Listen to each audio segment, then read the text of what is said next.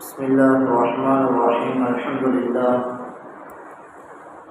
لله نحمده ونستعينه ونستغفره ونؤمن به ونتوكل عليه ونعوذ بالله من شرور أنفسنا ومن سيئات أعمالنا.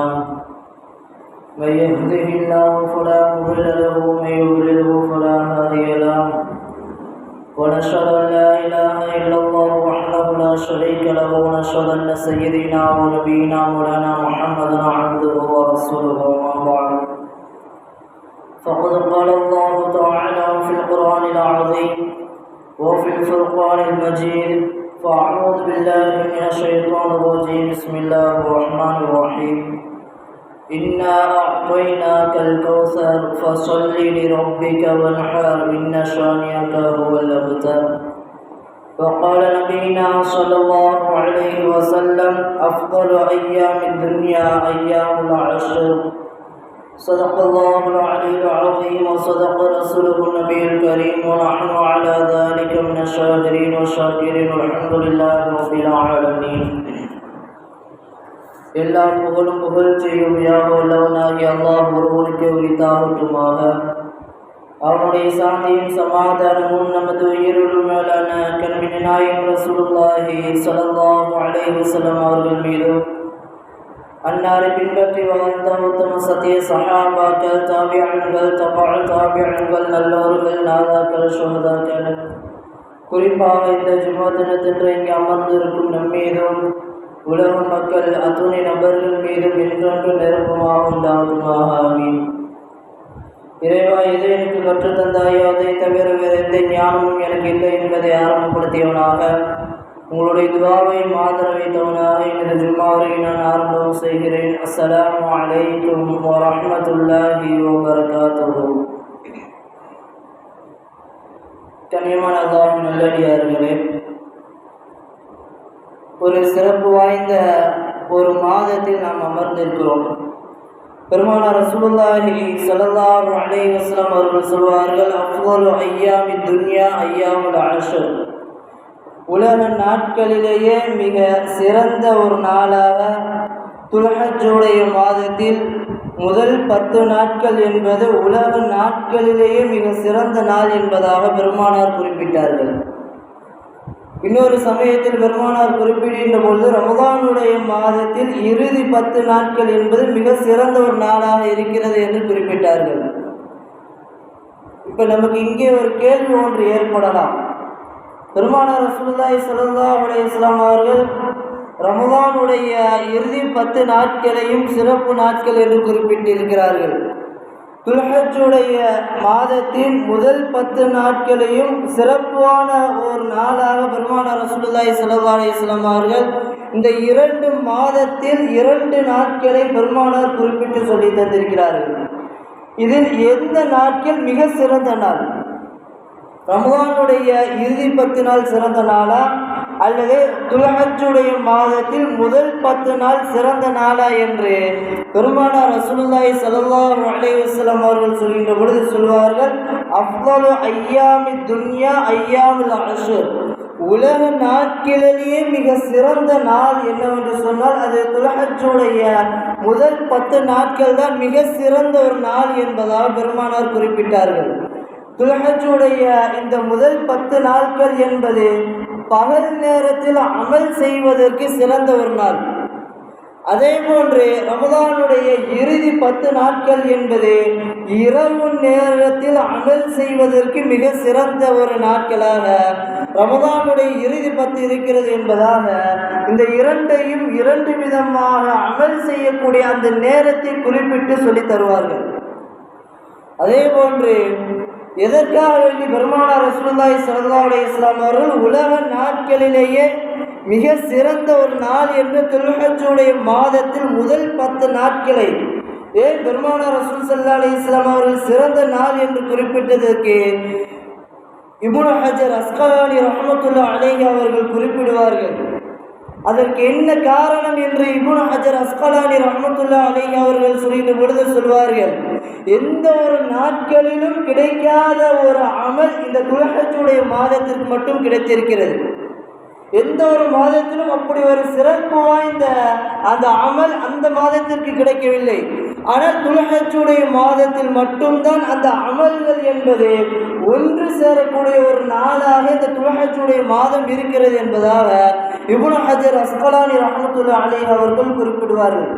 ரமதானுடைய மாதம் சிறப்பான ஒரு மாதம். அந்த மாதத்தில் கலிமா என்பது இருக்கிறது, தொழுகை என்பது இருக்கிறது, நோன்பு என்பது இருக்கிறது, ஜக்காத் இருக்கு, ஆனால் ஹஜ் இல்லை. இஸ்லாத்தினுடைய 5 கடமைகள் கலிமா, தொழுகை, நோன்பு, ஜக்காத்து, ஹஜ்ஜு. ஆனால் இது ரமதானுடைய மாதத்தில் முதல் 4 கடமைகள் மட்டும் இருக்கு, ஹஜ்ஜு இல்லை. ஆனால் துல்ஹஜ்ஜுடைய இந்த மாதத்தில் தான் இஸ்லாத்தினுடைய 5 கடமைகளும் ஒன்று சேரக்கூடிய மாதமாக இந்த துல்ஹஜ்ஜுடைய மாதம் இருக்கிறது. அதனால்தான் உலக நாட்களிலேயே மிக சிறந்த நாளாக பெருமானார் ரசூலுல்லாஹி ஸல்லல்லாஹு அலைஹி வஸல்லம் அவர்கள் இந்த துல்ஹஜ்ஜுடைய மாதத்தில் முதல் 10 நாட்களை பெருமானார் குறிப்பிட்டார்கள். இந்த துல்ஹஜ்ஜுடைய இந்த மாதத்தில் அதிலும் முதல் 10 நாட்களில் கலிமா இருக்கிறது, தொழுகை இருக்கிறது, அரஃபா நோன்பு இருக்கிறது, ஜக்காத் இருக்கிறது, ஹஜ்ஜும் இருக்கிறது என்பதாக 5 கடமைகளும் ஒன்று சேரக்கூடிய இந்த மாதத்தை தான் பெருமானார் ரசூல் ஸல்லல்லாஹு அலைஹி வஸல்லம் அவர்கள் உலக நாட்களிலேயே மிக சிறந்த ஒரு நாளாக பெருமானார் ரசூலுல்லாஹி ஸல்லல்லாஹு அலைஹி வஸல்லம் அவர்கள் குறிப்பிட்டார்கள் என்பதாக இப்னு ஹஜர் அஸ்கலானி ரஹ்மத்துல்லாஹி அலைஹி அவர்கள் குறிப்பிடுகிறார்கள். அது மட்டும் இல்லாமல் இந்த ஹஜ்ஜுடைய இந்த மாதத்தில் தான் ஒரு மனிதர் அல்லாஹ்வுடைய அடியான் என்பதற்கு ஒரு அடிமைத்தனத்தை வெளிப்படுத்தும் விதமாக இந்த ஹஜ்ஜுடைய மாதம் இருக்கிறது என்பதாக பெருமானார் குறிப்பிடுவார்கள். ஒரு மனிதர் ஹஜ்ஜுக்காக கஅபாவிற்கு முன் சென்று நின்று விட்டார் என்று சொன்னால் அவர் எந்த அளவுக்கு கோடீஸ்வரராக பணக்காரராக இருந்தாலும் சரி, ஏழையாக இருந்தாலும் சரி, அல்லாஹ்வினுடைய இடத்திற்கு சென்று விட்டால் அல்லாஹ் எந்த ஆடை உடுத்த வேண்டும் என்று சொன்னாலோ அந்த ஆடையைத்தான் அவர் உடுத்த வேண்டும்.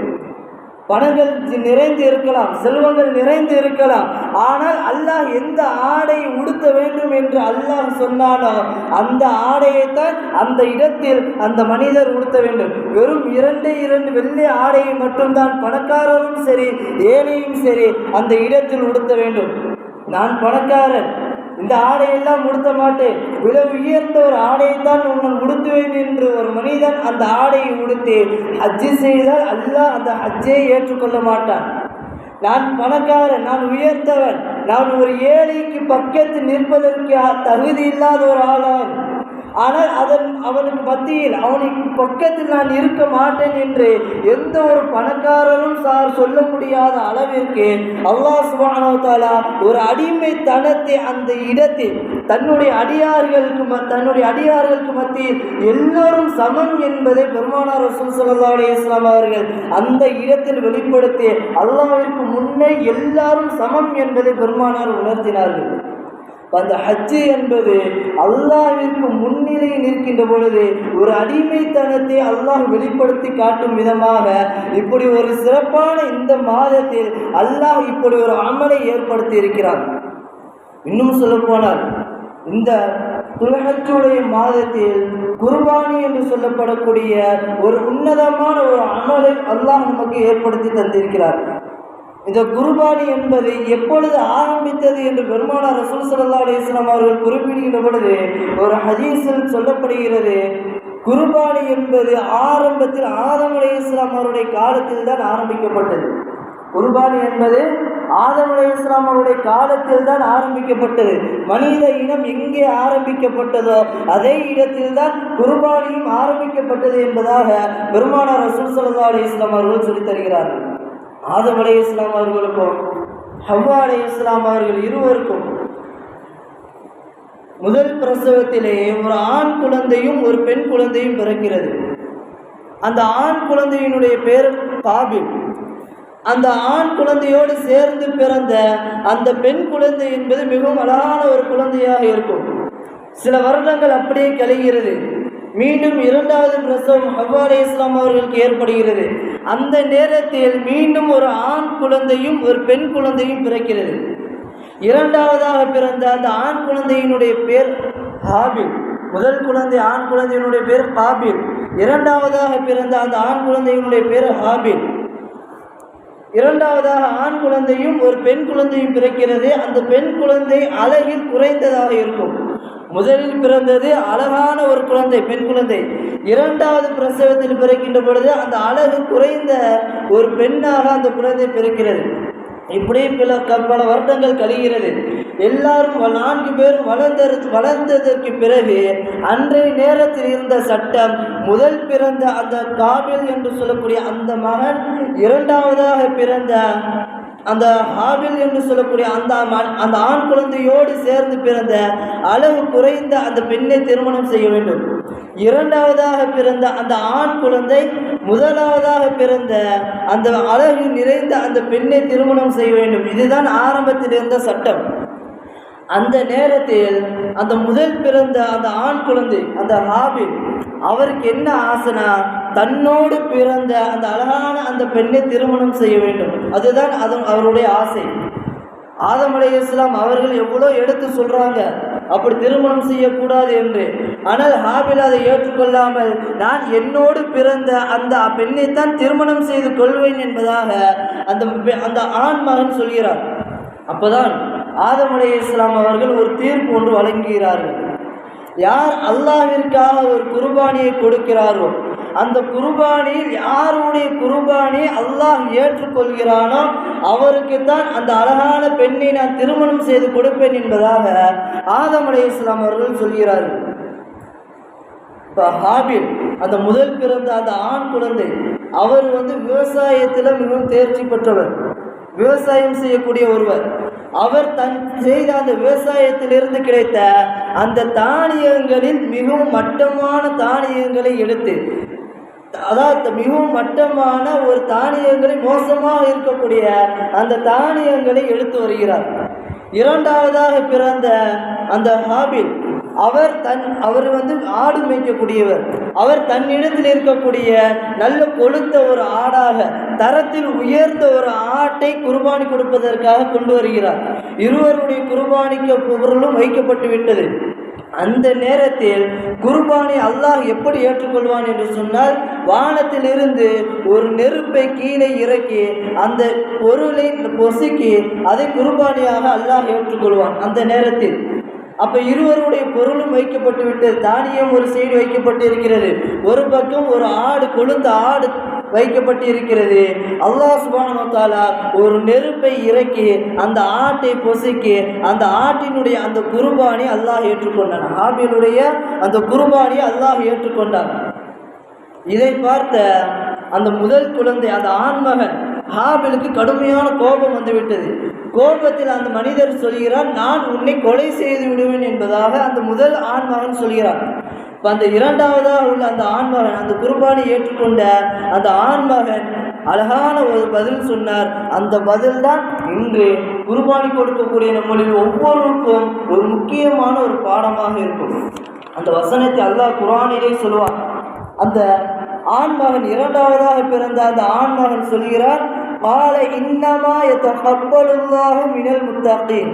யார் இறையச்சம் உள்ளவராக இருக்கிறாரோ, யாருடைய உள்ளத்தில் தக்குவா இறையச்சம் இருக்கிறதோ அவருடைய குர்பானியை தான் அல்லாஹ் ஏற்றுக்கொள்வான் என்பதாக அந்த ஹாபில் சொல்கிறார். இது நம்முடைய வாழ்க்கையில் மிக மிக முக்கியமான ஒரு வசனம். இந்த நிகழ்வின் மூலமாக அல்லாஹ் நமக்கு உணர்த்தக்கூடிய ஒரு விஷயம், நம்முடைய உள்ளத்தில் இறையச்சம் முதலில் இருக்க வேண்டும். நம்முடைய உள்ளத்தில் இறையச்சம் இருந்தது என்று சொன்னால் நாம் கொடுக்கக்கூடிய அந்த குர்பானை அல்லாஹ் முழுமையாக ஏற்றுக்கொள்வான். நாம் கொடுக்கக்கூடிய அந்த குர்பானி என்பது, அதாவது அல்லாஹ் சுப்ஹானஹு வ தஆலா குர்ஆனில் இன்னொரு இடத்தில் சொல்கின்ற பொழுது, நீங்கள் கொடுக்கக்கூடிய அந்த ஆடோ, நீங்கள் கொடுக்கக்கூடிய அந்த ஒட்டகமோ எனக்கு தேவையில்லை. நீங்கள் எனக்காக இறைச்சியை குர்பானியை நீங்கள் அறுக்கிறீர்கள், அதன் மூலமாக இரத்தம் வெளியேறுகிறது, எனக்கு அதுவெல்லாம் தேவையில்லை. நீங்கள் குர்பானி கொடுக்கக்கூடிய அந்த நேரத்தில் உங்களுடைய உள்ளம் இறைச்சம் உள்ளமாக இருக்கிறதா என்பதைத்தான் நான் கவனிப்பேன் என்பதாக அல்லாஹ் ஒரு வசனத்தில் குறிப்பிடுவார். நாம் ஒரு குர்பானியை கொடுக்கிறோம், குர்பானியை கொடுக்கின்ற பொழுது நம்முடைய உள்ளம் தூய்மையானதாக இருக்க வேண்டும். நாம் குர்பானி கொடுக்கின்ற பொழுது இந்த குர்பானி நான் அல்லாஹ்விற்காக கொடுக்கிறேன், எந்த ஒரு முஹஸ்ததிக்காக வேண்டியும் பிறர் என்னை பாராட்ட வேண்டும் என்ற எண்ணத்தில் நான் குர்பானி கொடுக்கவில்லை, நான் அல்லாஹ்விற்காக முழுமையாக இந்த குர்பானியை கொடுக்கிறேன் என்று நம்முடைய உள்ளத்தை நாம் தூய்மைப்படுத்தி கொண்டு இறையச்சம் உள்ளவராக நாம் அந்த நேரத்தில் இருந்து குர்பானியை கொடுக்க வேண்டும் என்பதை அல்லாஹ் இந்த வசனத்தின் மூலமாக நமக்கு தெளிவுபடுத்துகிறார். நான் வருடம் குர்பானி கொடுப்பேன், அதனால் இந்த வருடமும் நான் குர்பானி கொடுக்கிறேன் என்ற எண்ணத்தில் நாம் குர்பானி கொடுக்கக்கூடாது. பல வருடம் முழுவதும் தொழுகாமல் இருக்கிறோம், வருடம் முழுவதும் நோன்பு நோக்காமல் இருக்கிறோம், வருடம் முழுவதும் நாம் அல்லாஹ்வை நினைக்காமல் நாம் வாழ்ந்து கொண்டிருக்கிறோம். அந்த நேரத்தில் நாம் குர்பானி கொடுத்தோம் என்று சொன்னால் அல்லாஹ் அந்த குர்பானியை ஏற்றுக்கொள்ள மாட்டான். அதைத்தான் இந்த வசனத்தின் மூலமாக அல்லாஹ் நமக்கு தெளிவுபடுத்தினார். யாருடைய உள்ளத்தில் இறையச்சம் தக்குவா இருக்கிறதோ, என்னை பற்றி நினைவு யாருடைய உள்ளத்தில் இருக்கிறதோ அவருடைய இறையச்சத்தை உள்ள காரணத்தினால்தான் நான் அவருடைய குர்பானியை நான் ஏற்றுக்கொள்வேன் என்பதாக அல்லாஹ் இந்த வசனத்தின் மூலமாக நமக்கு தெளிவுபடுத்துகிறான் என்று சொன்னால், நாம் குர்பானி கொடுக்கின்ற பொழுது நம்முடைய உள்ளத்தை நாம் தூய்மைப்படுத்திக் கொண்டு நாம் இறையச்சம் உள்ள ஒரு நிலையில் நாம் குர்பானி கொடுத்தோம் என்று சொன்னால் அல்லாஹ் நம்முடைய குர்பானை முழுமையாக ஏற்றுக்கொள்வார். அதில் எந்த ஒரு சந்தேகமும் இல்லை. அதற்கு ஆதாரமாக இந்த வசனத்தை அல்லாஹ் நமக்கு தெளிவுபடுத்திவிட்டான்.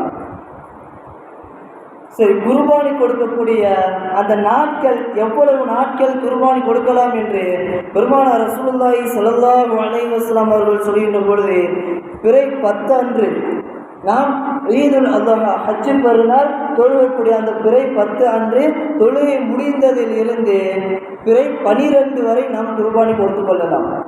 பிறை 10, பிறை 11, பிறை 12 இந்த 3 நாட்கள் குர்பானி கொடுப்பதற்கு தகுதியான நாட்களாக இருக்கிறது. இந்த 3 நாட்களில் நீங்கள் எப்ப வேண்டுமானாலும் குர்பானி கொடுக்கலாம் என்பதாக பெருமானார் ரசூலுல்லாஹி ஸல்லல்லாஹு அலைஹி வஸல்லம் அவர்கள் சொல்லித் தருகிறார்கள். ஆனால் ஆக சிறந்தது தொழுகை முடிந்தவுடன் ஒரு மனிதர் குர்பானி கொடுப்பதுதான் மிகவும் சிறந்தது என்பதை பெருமானார் ரசூலுல்லாஹி ஸல்லல்லாஹு அலைஹி வஸல்லம் அவர்கள் சொல்லித் தந்திருக்கிறார்கள். அந்த குர்பானி எப்படி இருக்க வேண்டும், அந்த குர்பானி எப்படி அமைய வேண்டும் என்று பெருமானார் ரசூல் ஸல்லல்லாஹு அலைஹி வஸல்லம் அவர்கள் சொல்கின்ற பொழுது ஒரு ஹதீஸில் வருகிறது, நாளை மறுமையில் சிராத்துல் முஸ்தகீம் என்று சொல்லப்படக்கூடிய அந்த பாலத்தில் இருக்கக்கூடிய அந்த நேரத்தில் ஒரு பிராணி கொண்டு வரப்படும். அந்த குர்பானி கொடுக்கப்பட்ட அந்த பிராணி எப்படி இருக்கும் என்று சொன்னால், கொம்பு மிகவும் நீண்டதாக, அந்த ரோமங்கள், அந்த உடல் முழுவதும் ரோமங்களால் நிறைந்த நிலையில் ஒரு பிராணியை கொண்டு வரப்படும். அந்த பிராணி யார் குர்பானி கொடுத்தாரோ அந்த குர்பானி கொடுத்த அந்த நபரை, அந்த குர்பானி கொடுக்கப்பட்ட அந்த ஆடு அந்த மனிதரை அந்த பாலத்திலிருந்து அவரை அப்படியே கடந்து செல்லும் என்பதாக பெருமானார் ரசூலுல்லாஹி ஸல்லல்லாஹு அலைஹி வஸல்லம் அவர்கள் சொல்லிவிட்டு சொன்னார்கள். நாளை மறுமையில் நன்மை தீமை என்று பார்க்கின்ற பொழுது நன்மை ஒரு பக்கத்தில் இருக்கும், தீமைகள் ஒரு பக்கத்தில் இருக்கும். அந்த மனிதர் கொண்டு வரப்படுவார், அந்த மனிதர் கொடுத்த அந்த ஆட்டை நன்மையின் பக்கம் வைக்கப்படும். அதன் மூலமாக அந்த மனிதர் சொர்க்கத்திற்கு நுழைந்து விடுவார் என்பதையும் பெருமானார் ரசூலுல்லாஹி ஸல்லல்லாஹு அலைஹி வஸல்லம் அவர்கள் சொன்னார்கள். இப்போ நாம் கொடுக்கக்கூடிய ஆடு என்பது மிகவும் கம்பீரமான ஒரு ஆடாக இருக்க வேண்டும். காதுகளும் வாழும் பாதிக்கு மேல் அறுபட்ட துண்டிக்கப்பட்டது என்று சொன்னால் அந்த ஆடை குர்பானி கொடுக்கக்கூடாது. நொண்டியாக கால் உடைந்திருக்கிறது, கொம்பு உடைந்திருக்கிறது என்று சொன்னால் அந்த ஆட்டை குர்பானி கொடுக்கக்கூடாது. அதே போன்று கண் குருடாக அல்லது ஏதாவது ஒரு நோய் ஏற்பட்டது என்று சொன்னால் அந்த ஆட்டையும் அந்த பிராணியும் குர்பானி கொடுக்கக்கூடாது என்பதாக பெருமானார் ரசூலுல்லாஹி ஸல்லல்லாஹு அலைஹி வஸல்லம் அவர்கள் சொன்னார்கள். நாம் குர்பானி கொடுக்கக்கூடிய அந்த ஆடு என்பது ஆரோக்கியமானதாகவும் கம்பீரமானதாகவும் இருக்க வேண்டும். அப்படி இருந்தது என்று சொன்னால் நாளை மறுமையில் அல்லாஹ் சுப்ஹானஹு வ தஆலா அதே ஆட்டை கம்பீரமாக அல்லாஹ் நம்மிடத்தில் கொண்டு வந்து நிப்பாட்டுவான் என்று பெருமானார் ரசூலுல்லாஹி ஸல்லல்லாஹு அலைஹி வஸல்லம் அவர்கள் சொல்லி தந்திருக்கிறார்கள். அதே போன்று அந்த குர்பானி கொடுக்கப்படக்கூடிய அந்த ஆட்டை யார் குர்பானி கொடுக்கிறாரோ அவரே அறுப்பது மிக சிறந்தது. பெருமானார் ரசூலுல்லாஹி ஸல்லல்லாஹு அலைஹி வஸல்லம் அவர்கள் வருடத்திற்கு 2 ஆட்டை குர்பானி கொடுப்பார்கள். ஒன்று தனக்காக ஒரு ஆட்டை குர்பானி கொடுப்பார்கள், இன்னொரு ஆடு தன் உம்மத்தில் உள்ள எல்லோருக்காகவும் அந்த ஆட்டை குர்பானி கொடுப்பார்கள். இப்படி வருடத்திற்கு 2 ஆட்டுகளை பெருமானார் குர்பானி கொடுப்பார்கள். குர்பானி கொடுக்கின்ற பொழுது தன் கரத்தாலேயே அந்த குர்பானை அறுத்து பெருமானார் ரசூல் ஸல்லல்லாஹு அலைஹி வஸல்லம் அவர்கள் குர்பானி கொடுத்து சொல்வார்கள், யார் குர்பானி கொடுக்கிறாரோ அவரே தன் கரத்தால் அதை அறுத்து குர்பானி கொடுப்பது மிக சிறந்தது என்று பெருமானார் ரசூல் ஸல்லல்லாஹு அலைஹி வஸல்லம் அவர்கள் சொல்வார்கள். அப்படி அந்த மனிதரால் அறுக்க முடியாத பட்சத்தில் வேறு யாராவது அந்த குர்பானி அறுக்கலாம். ஆனால் அறுக்கக்கூடிய அந்த நேரத்தில் யார் குர்பானி கொடுக்கிறாரோ அவர் பக்கத்தில் இருக்க வேண்டும் என்று பெருமானார் ரசூல் ஸல்லல்லாஹு அலைஹி வஸல்லம் அவர்கள் சொல்வார்கள். ஃபாத்திமா ரலியல்லாஹு அன்ஹா அவர்களிடத்தில் பெருமானார் சொல்கிறார்கள், ஃபாத்திமாவே நீ வெளியே போய் நில். காரணம் உன்னுடைய குர்பானி அந்த பிராணி அறுக்கப்படுகிறது. அறுக்கப்படக்கூடிய அந்த நேரத்தில் நீ பக்கத்தில் இருப்பதுதான் ஆக சிறந்தது. காரணம் என்னவென்று சொன்னால், அந்த ஆட்டிலிருந்து முதலில் கீழே விழக்கூடிய அந்த இரத்த துளியின் காரணமாக முதலில் கீழே அந்த இரத்தத்தினுடைய துளி ஒரு சொட்டு கீழே விழக்கூடிய அந்த நேரத்தில் அல்லாஹ் உன்னுடைய பாவங்கள் அனைத்தையும் மன்னிக்கக்கூடியவனாக இருக்கிறான். அதனால் அந்த நேரத்தில் அந்த இடத்தில் நீ இருப்பது சிறந்த என்று பெருமானார் ரசூல் ஸல்லல்லாஹு அலைஹி வஸல்லம் அவர்கள் சொன்னார்கள். அப்ப குர்பானி யார் கொடுக்கிறாரோ அவர் அந்த ஆட்டை அறுத்து குர்பானி கொடுப்பது சிறந்தது. அப்படி இல்லை என்று சொன்னால் அவர் அந்த இடத்தில் இருப்பது சிறந்தது என்பதாக பெருமானார் ரசூலுல்லாஹி ஸல்லல்லாஹு அலைஹி வஸல்லம் அவர்கள் சொல்லி தந்திருக்கிறார்கள். அதே போன்று குர்பானி கொடுக்கப்படக்கூடிய அந்த இறைச்சியை 3 பங்காக பெருமானார் பிரிக்க வேண்டும் என்று சொல்லி தந்திருக்கிறார்கள். ஒன்று தனக்காக வேண்டி, மற்றொரு பங்கு தன் உறவினர்களுக்காக, தன்னுடைய அண்டை வீட்டார்களுக்காக, தன்னுடைய நண்பர்கள் தன்னுடைய உறவினர்கள் யார் இருக்கிறார்களோ அவர்களுக்கு ஒரு பங்கு, மற்றொரு பங்கு ஏழைகளுக்கு என்று பெருமானார் ரசூலுல்லாஹி ஸல்லல்லாஹு அலைஹி வஸல்லம் அவர்கள் குர்பானி கொடுக்கப்படக்கூடிய அந்த பிராணியை 3 பங்காக பிரிக்க வேண்டும் என்று சொல்லி தந்திருக்கிறார்கள். அதே போன்று குர்பானி கொடுத்ததற்கு பிறகு யாராவது அந்த இறைச்சியை நமக்கு கொடுத்தார்கள் என்று சொன்னால் நீங்கள் ஒருபொழுதும் அதை வேண்டாம் என்று தடுத்து விடாதீர்கள். அல்லாஹ்விற்காக கொடுக்கப்பட்ட அந்த இறைச்சி அது உங்களுக்கென்று அல்லாஹ் எழுதி வைத்திருக்கிறான். அதை நீங்கள் வேண்டாம் என்று ஒருபொழுதும் மறுத்து விடாதீர்கள் என்பதாக பெருமானார் ரசூல் ஸல்லல்லாஹு அலைஹி வஸல்லம் அவர்கள் சொல்லி தந்திருக்கிறார்கள். வீட்டில் குர்பானி கொடுக்கப்பட்ட இறைச்சி அதிகமாக இருக்கலாம். அதுக்காக வந்த அந்த இறைச்சி வேண்டாம் நம்ம சொல்லவே கூடாது. வந்ததை வாங்கி வச்சுக்கிட்டு நமக்கு நெருக்கமான யாராவது இருந்தாலும், உறவினர்கள் யாராவது இருந்தாலோ அல்லது வேறு யாராவது ஏழைகள் இருந்தாலும் நாம் என்ன செய்யலாம், அவங்களுக்கு கொடுக்கலாம். அதுக்காக வந்த அந்த இறைச்சி வேண்டாம் என்று என்ன செய்யக்கூடாது, தடுக்கக்கூடாது என்று பெருமானார் ரசூல் ஸல்லல்லாஹு அலைஹி வஸல்லம் அவர்கள் சொல்லி தந்திருக்கிறார்கள். அதே போன்று குர்பானி கொடுக்கப்பட்ட அந்த இறைச்சி, அந்த ஆட்டினுடைய அந்த தோலை தர்மம் செய்ய வேண்டும் என்று பெருமானார் சொல்லி தந்திருக்கிறார்கள்.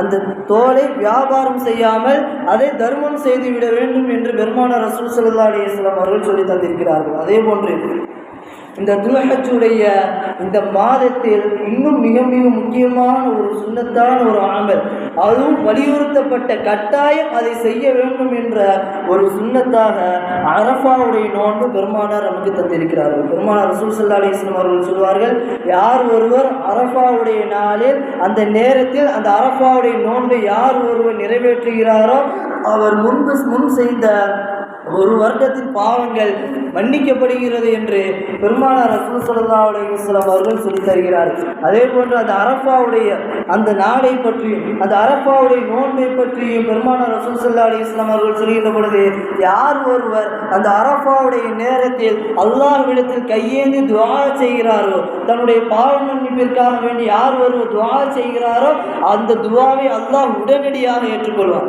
அரஃபாவுடைய நேரத்தில் நாம் என்ன துஆ கேட்டாலும் சரி அல்லாஹ் அதை உடனடியாக நிறைவேற்றி விடுவார். பெருமானார் ரசூல் ஸல்லல்லாஹு அலைஹி வஸல்லம் அவர்கள் ஒரு ஹதீஸில் சொல்வார்கள், ஷைத்தான் அரஃபாவுடைய அந்த நாளில் ஷைத்தான் அழுது கொண்டு மண்ணை தன் தலையில் வாரி வீசிக்கொண்டே இருப்பான். அழுது கொண்டே அந்த ஷைத்தான் சொல்வான், ஒரு வருடமாக நான் மக்களை அதாவது தவறான ஒரு வழியின் பக்கம் நான் நடத்தி சென்றேன்.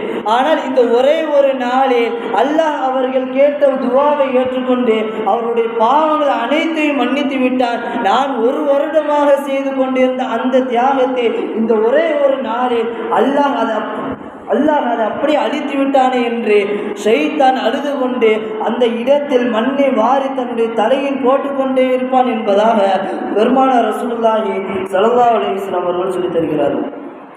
பெருமானார் ரசூல் ஸல்லல்லாஹு அலைஹி வஸல்லம் அவர்கள் ஆயிஷா ரலியல்லாஹு அன்ஹா அவர்களிடத்தில் சொல்கிறார்கள், சொர்க்கத்தில் ஒரு மாளிகை ஒன்று தயார் செய்யப்பட்டு இருக்கிறது. வைரங்கள் முத்து பவளங்களால் செய்யப்பட்ட மிகப்பெரிய பிரம்மாண்டமான ஒரு மாளிகை ஒன்று சொர்க்கத்தில் தயார் செய்யப்பட்டு இருக்கிறது என்று பெருமானார் சொல்லுகின்ற பொழுது ஆயிஷா அம்மா கேட்டார்கள், யார் ரசூலுல்லாஹ், அந்த மாளிகை யாருக்காக தயார் செய்யப்பட்டு இருக்கு என்று கேட்கின்ற பொழுது பெருமானார் சொன்னார்கள், யார் ஒருவர் அரஃபாவுடைய நாளில் நோன்பு நோற்று அந்த நாள் முழுவதும் அல்லாஹ்வுடைய சிந்தனையில் அல்லாஹ்வை நினைவு கூர்ந்து அல்லாஹ்வை திக்ர் செய்து கொண்டு யார் ஒருவர் அந்த நாளை கழிக்கிறாரோ அவருக்கு அந்த மாளிகை சொர்க்கத்தில் தயார் செய்யப்பட்டு இருக்கிறது என்று பெருமானார் ரசூலுல்லாஹி ஸல்லல்லாஹு அலைஹி வஸல்லம் அவர்கள் சொன்னார்கள். இப்போ இந்த அரஃபாவுடைய நாள், இந்த துல்ஹஜ்ஜுடைய இந்த முதல் 10 நாட்களில் ஏராளமான நன்மைகள் பொதிந்திருக்கக்கூடிய இந்த நேரத்தில் தான் 5 கடமை, இஸ்லாத்தினுடைய 5 கடமைகளும் இந்த முதல் 10 நாளில் பெருமானார் ரசூல் ஸல்லல்லாஹு அலைஹி வஸல்லம் அவர்கள் அடங்கியிருக்கிறது என்று பெருமானார் ஸல்லல்லாஹு அலைஹி வஸல்லம் அவர்கள் சொல்லி சொன்னார்கள். அஃதலு ஐயாமில் அஷ்ர், அஃதலு ஐயாமி துன்யா ஐயாமுல் அஷ்ர். இந்த ரமதான், அதாவது இந்த துல்ஹஜ்ஜுடைய இந்த முதல் 10 நாள் என்பது உலக நாட்களிலேயே மிக சிறந்த நாளாக இருக்கிறது என்று பெருமானார் சொன்னதற்குண்டான காரணம், இந்த முதல் 10 நாட்களில் ஏராளமான நன்மைகள் பொதிந்திருக்கிறது. அரஃபாவுடைய நோன்பு இருக்கிறது. அந்த அரஃபாவுடைய நோன்பிற்கு ஏராளமான சிறப்புகளை பெருமானார் சொல்லி தந்திருக்கிறார்கள். அந்த அரஃபாவுடைய நாளில் யார் நோன்பு நோக்கிறாரோ அவருடைய பாவங்கள் மன்னிக்கப்படுகிறது. அந்த அரஃபாவுடைய நாள் யார் ஒரு நோன்பு நோக்கிறாரோ அவருக்கு சொர்க்கத்தில் ஒரு பிரம்மாண்டமான ஒரு மாளிகை தயார் செய்யப்பட்டு இருக்கிறது என்று பெருமானார் ரசூல் ஸல்லல்லாஹு அலைஹி வஸல்லம் அவர்கள் சொல்லி தந்திருக்கிறார்கள். இந்த துல்ஹஜ்ஜுடைய இந்த ஹஜ்ஜுடைய இந்த மாதத்தில் எத்தனைய ஹாஜிகள் ஹஜ்ஜுக்காக சென்று இருக்கிறார்கள். பெருமானார் ரசூல் ஸல்லல்லாஹு அலைஹி வஸல்லம் அவர்கள் சொல்வார்கள், அல்லாஹ் சுப்ஹானஹு வ தஆலா மனிதர்களை ஆரம்பத்தில் படைக்கின்ற பொழுது மலக்குமார்கள் கேட்டார்கள், உன்னை வணங்காத மனிதர்களை நீ படைக்கப் போகிறார் என்று மலக்குமார்கள் கேட்டார்கள். அல்லாஹ் சுப்ஹானஹு வ தஆலா மனித இனத்தை படைத்ததற்கு பிறகு பல வருடங்கள் கழித்து மலக்குமார்களை அழைத்து அல்லாஹ் அந்த அரஃபா மைதானத்தை கை நீட்டி அல்லாஹ் காட்டி சொல்லுவான், அந்த அரஃபா மைதானத்தை பாருங்கள், மலக்குமார்களே அந்த அரஃபா மைதானத்தை நீங்கள் பாருங்கள், அந்த அரஃபா மைதானத்தில் என்னை வணங்குவதற்காக வேண்டி என்னிடத்தில் அழுது கொண்டு துஆ செய்து கொண்டிருக்கக்கூடிய எத்தனையோ மனிதர்கள் இருக்கிறார்களே பாருங்கள், இவர்களையா நீங்கள் படைக்க வேண்டாம் என்று சொன்னீர்கள் என்று அல்லாஹ் சொல்லிவிட்டு சொல்வான். அந்த மைதானத்தில் யார் யார் எல்லாம் என்னிடத்தில் அழுது துஆ செய்கிறார்களோ, அவர் யார் யாருக்காக எல்லாம் துஆ செய்கிறார்களோ அவருடைய பாவங்கள் அனைத்தையும் மன்னித்து விடுங்கள் என்று மலக்குமாரிடத்தில் அல்லாஹ் சொல்லுவான். அந்த அரஃபாவுடைய மைதானம் என்பது ஏதோ சாதாரணமான ஒரு மைதானம் கிடையாது. அல்லாஹ்விடத்தில் மிகவும் அந்தஸ்தில் உயர்ந்த ஒரு மைதானமாக அந்த மைதானம் இருக்கிறது என்று சொன்னால், அந்த அரஃபாவுடைய மைதானத்தில் நாம் கண்டிப்பான முறையில் ஒரு நாளாவது நாம் அந்த இடத்தில் இருக்க வேண்டும். அல்லாஹ் நம் அனைவருக்கும் அந்த பாக்கியத்தை தந்தருள்வானாக.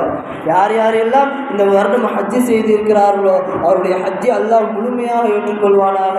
இந்த ரமலான், இந்த ஹஜ்ஜுடைய இந்த மாதத்தில் அல்லாஹ் சுப்ஹானஹு வ தஆலா நமக்கும் ஹஜ்ஜு செய்யக்கூடிய பாக்கியத்தை அல்லாஹ் நம் அனைவருக்கும் தந்தருள்வானாக. அரஃபாவுடைய நாளில் அரஃபாவுடைய நோன்பை நோக்கக்கூடிய பாக்கியத்தையும் குர்பானி கொடுக்கக்கூடிய நேரத்தில் அந்த குர்பானியையும் அல்லாஹ் முழுமையாக அல்லாஹ் ஏற்றுக்கொள்வானாக. வாஹிர் தஅவானா அல்ஹம்துலில்லாஹி ரப்பில் ஆலமீன். அஸ்ஸலாமு அலைக்கும் வரஹ்மத்துல்லாஹி வபரகாத்துஹு.